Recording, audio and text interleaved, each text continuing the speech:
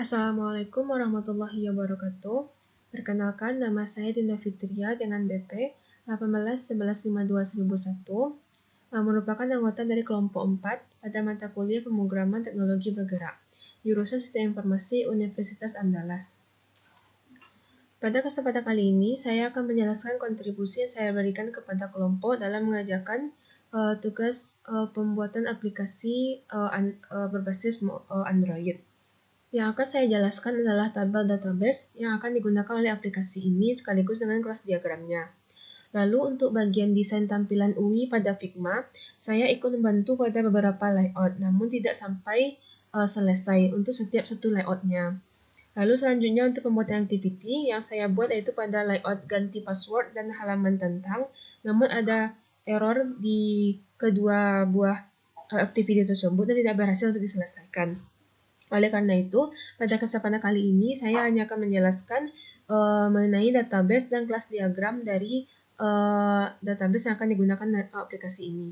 Untuk penjelasan tabel database, pada aplikasi ini terdapat 5 buah tabel. Yang pertama yaitu adalah tabel pelanggan.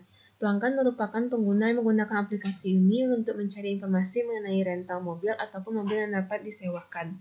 Pelanggan juga merupakan aktor yang sudah terdaftar di rental mobil yang sudah melalui proses register dan juga login.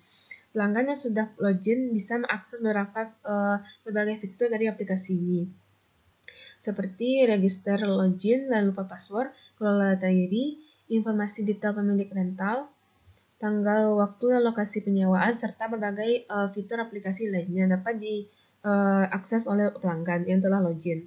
Selanjutnya, tabel yang kedua yaitu adalah tabel mobil.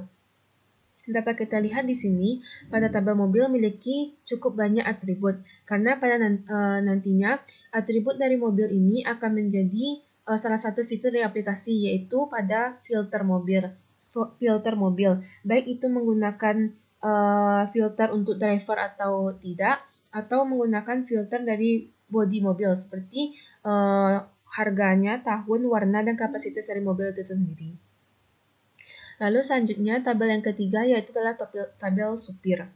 Walaupun di sini sopir merupakan aktor baru, tetapi sopir tidak memiliki suatu akses ke dalam aplikasi, sehingga untuk mengisi data sopir hanya diisi oleh admin dari aplikasi.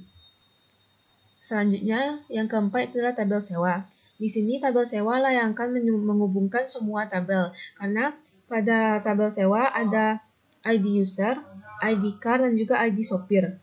Ketika pelanggan melakukan penyewaan, di tabel inilah semuanya akan diproses, baik itu tanggal peminjaman kembali maupun jam sampai dengan harga serta jaminan dari penyewaan tersebut.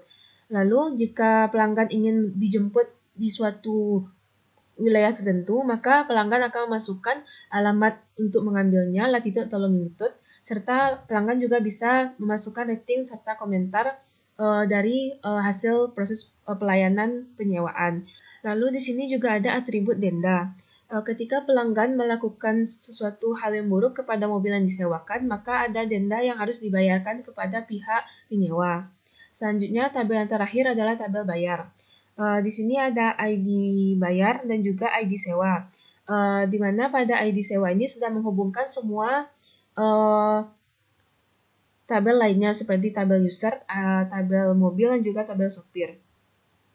Pada tabel bayar tersedia juga atribut total bayar dan juga terakhir status dari hasil mobil yang sudah dibayar.